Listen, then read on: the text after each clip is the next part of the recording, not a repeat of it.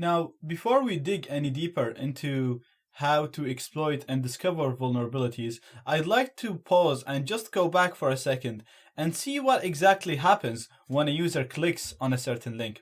So let's say you're browsing a website and you click on any link on that website.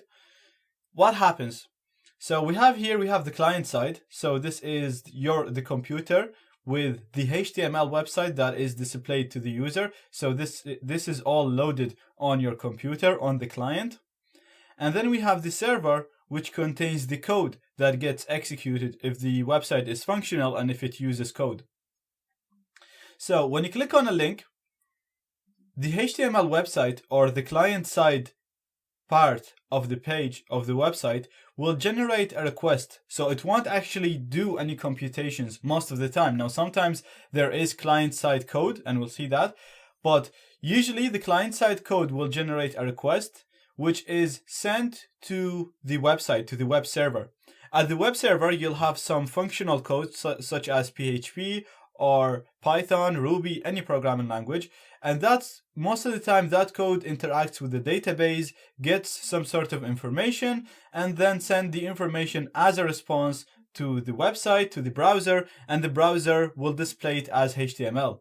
So the code, the functional code or the computation code is usually stored at the server side. And the way that most of these websites work is they generate a request, they send it to the server execute the request and send it back. So when we're trying to hack into websites and exploit them, we usually play with the request sent and try to modify that request so that it performs some actions that would help us to gain information or run some certain type of code that will give us reverse connection. Now there's two types of requests. There is GET requests and POST requests. Let's have an example. So if we go here on the file inclusion, you'll see that we have a variable called page, and the value of that is include.php. So right here, this is a GET request because we can see the values of it in the URL. So we can see that page equals include.php. So this page is requesting another page to include another page called index.php. Now we won't go into detail of what that means. All we're concerned about is to have an example, and this is the example. So this is the variable that we're given a value for, which is page, and we're giving it a value of include.php. So that's a GET request. An example of a POST request is the file upload. So if we go to the file upload, when you upload something in here, so let me just upload something.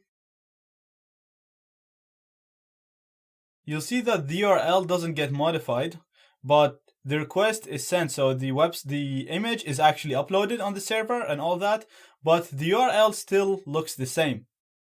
But the website did send information. So the HTML website did send information to the server. You just didn't see the information in here because it was sent as POST instead of GET. So the first problem now is we can't see the POST requests. We can't modify them because they're not shown here in the URL. In the case of GET, we can modify them straight away from the URL. Another problem is a lot of these websites in the future, they're going to be using security and they're going to be using client-side code. So if that's used, then the request is actually modified before it gets sent. So there will be filters and stuff working on the client side that will modify our code before we send it. So the best way of intercepting requests and so that we can see the POST requests, we're going to use a proxy.